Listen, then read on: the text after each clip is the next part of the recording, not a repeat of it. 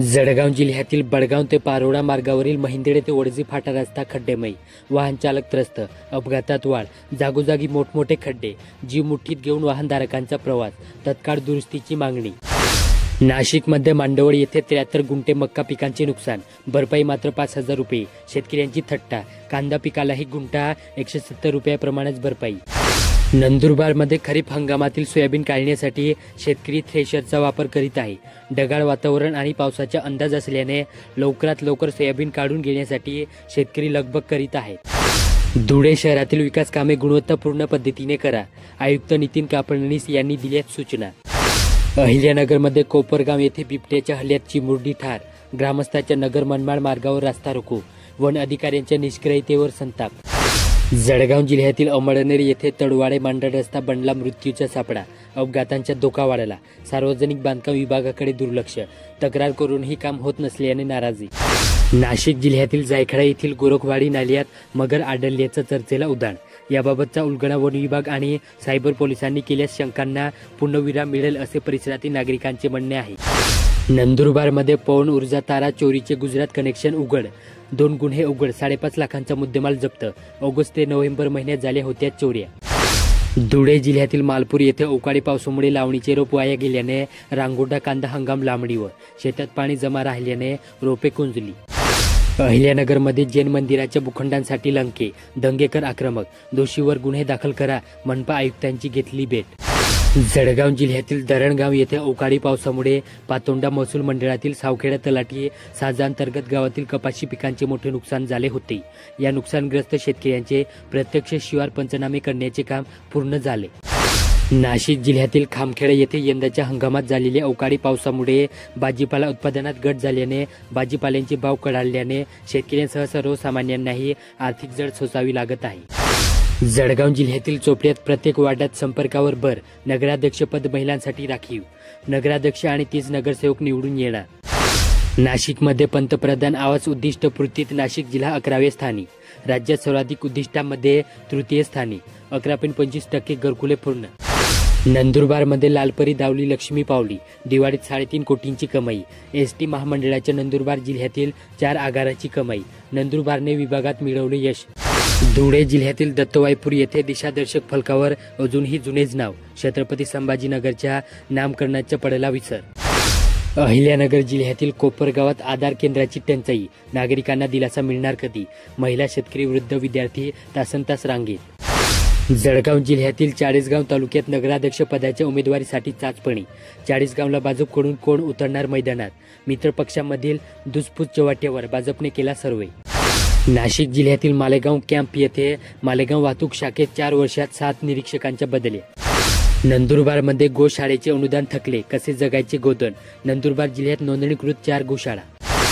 धुळे जिल्ह्यातील पिंपळनेर येथे कुठे मतदान करणार, माहिती देण्याच्या दुबार मतदारांना अल्टिमेटम, 14 नोव्हेंबरपर्यंत नगर परिषदेत खुलासा सादर करण्याची मुदत, अन्यथा नोंद वगळण्याची कारवाई। अहिल्यानगर जिल्ह्यातील श्रीरामपूर शहरात पार पडले तुळशीचे शुभमंगल सावधान, तुळशी विवाहाचा आनंद साजरा, प्रतिमावर पुष्पवृष्टी। जळगाव जिल्ह्यातील बडगाव तालुक्यात गुडे येथील पुलाची दुरुस्ती, जीर्ण पूल नव्याने उभारण्याची मागणी।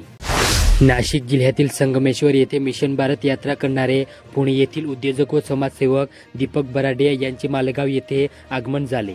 यावेळी राजस्थान शिक्षक प्रसारक मंडळाच्या वतीने स्वागत करण्यात आले। नंदुरबार जिल्ह्यातील 28,020 ग्राहकांना बिलातून सवलत, महावितरणच्या टीओटी मीटरमुळे होतोय लाभ। धुळे जिल्ह्यात डेंग्यूचा ताप वाढला, 40 संशयितांचे रक्त नमुने तपासणीसाठी रवाना, अतिरिक्त आयुक्त करुणा डहाळे यांनी घेतली आरोग्य विभागाची बैठक, घरोघरी तपासणीवर भर। अहिल्यानगरमध्ये सोनिई गावातील माधवा बाबा चौक ते श्रीराम चौक रस्ता पूर्णपणे रखडला, त्यामुळे अनेक छोटे मोठे अपघात होत असून या रस्त्यांचे काम सार्वजनिक बांधकाम विभागाने त्वरित मार्गी लावण्याची मागणी होत आहे। जळगावमध्ये पालिकांच्या निवडणूक आखाड्यात दिग्गजांची प्रतिष्ठा लागणार पणाला, भाजपला गड राखण्याचे तर शिंदेसेनेला गड बेधण्याचे आव्हान। नाशिकमध्ये सटाण्यातील संभाव्य यादी अजित पवार यांच्याकडे सादर, युतीमधून लढल्यास योग्य सन्मान मिळावा, अन्यथा स्वबळाची केली चर्चा। नंदुरबार शहरालगतच्या मोकळ्या मैदानावर मिरची सुकवण्याच्या कामांना गती देण्यात येत आहे। ठिकठिकाणी मिरची सुकवण्यासाठी महिलांची लगबग सुरू आहे। मिरची हंगाम सुरू झाल्याने या महिलांना रोजगार मिळाला आहे। धुळे जिल्ह्यात आपत्तीग्रस्त शेतकऱ्यांना 11.5 कोटींची मदत, बरकुंड आणि मोगड मंडळाचा समावेश. अहिल्यानगरमध्ये पारनेर तालुक्यातील जवडे, शिरूर, निगोज, बेल्हा रस्त्यांचे काम करण्यात येत आहे. मात्र संबंधित ठेकेदाराने पर्यायी रस्ता न ठेवल्यामुळे या मार्गावर वाहतूक कोंडी होते. नंदुरबारमध्ये निवडणुकामुळे चारही पालिकांची कर वसुली मोहीम यंदा जोरात. इच्छुक उमेदवारांकडून कार भरणा करण्यासाठी धावपळ. पालिका वसुली विभागही सरसावला. जळगावमध्ये चोपडा तालुक्यातील अडावत ग्रामपंचायतीच्या उपसरपंचपदी अल्ताफका ताहेर पठाण यांची गुरुवारी बिनविरोध निवड करण्यात आली. नाशिकमध्ये मालेगाव कॉलेज टॉप ते साई मंदिर रस्त्यावर अखेर डांबर. यावर्षी फेब्रुवारी महिन्यात रस्त्यांचे काम हाती घेण्यात आले होते. नंदुरबार जिल्ह्यातील तोडोदा येथे संपूर्ण खानदेशात सर्वात जुनी असलेल्या तोडोदा नगर परिषदेला 1.5 शतकांची परंपरा लाभली. या कालावधीत पालिकेची धुरा जवळपास 20 जणांनी सांभाळली. यात 6 महिलांचा समावेश आहे. धुळे जिल्ह्यातील पिंपळनेर आता शहर 101 वर्षाची ग्रामपंचायत आता झाली नगर परिषद.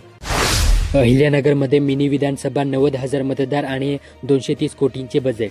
श्रीरामपूर पालिका निवडणूक वर्चस्वासाठी कार्यकर्त्यांची फोडाफोडी सुरू. राजकीय डावपेच रंगले. जळगावमध्ये अमळनेर तालुक्यातील जवखेडा येथे पहिल्यांदाच ग्रामस्थांतर्फे तुलसी विवाह सोहळा साजरा करण्यात आला. यावेळी विधिवत पूजा अर्चा करण्यात आली. नाशिकमध्ये राजकीय उलाढालींच्या केंद्रबिंदू असलेल्या गटात बदलांची परंपरा. दिग्गजांच्या सहभागाने गटातील लढतीकडे तालुक्याचे राहणार लक्ष.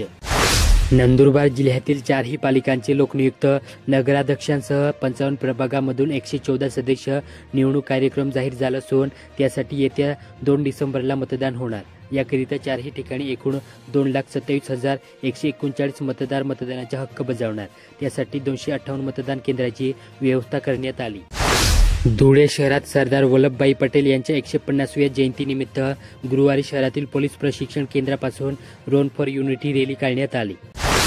अहिल्यानगर जिल्ह्यातील जवडा येथे कृषी अधिकारी बदलले तरी नंबर तोच राहणार. संपर्क नाही तुटणार. जिल्ह्यातील 691 कृषी अधिकाऱ्यांना कायमस्वरूपी मोबाईल नंबर सिम कार्डचे वाटप सुरू. धुळे जिल्ह्यात स्थानिक स्वराज्य संस्थांच्या आगामी निवडणुकीच्या पार्श्वभूमीवर पोलीस दलाच्या वरिष्ठ अधिकाऱ्यांनी गुरुवारी दुपारी निवडणूक तयारीचा एकत्रित आढावा घेतला.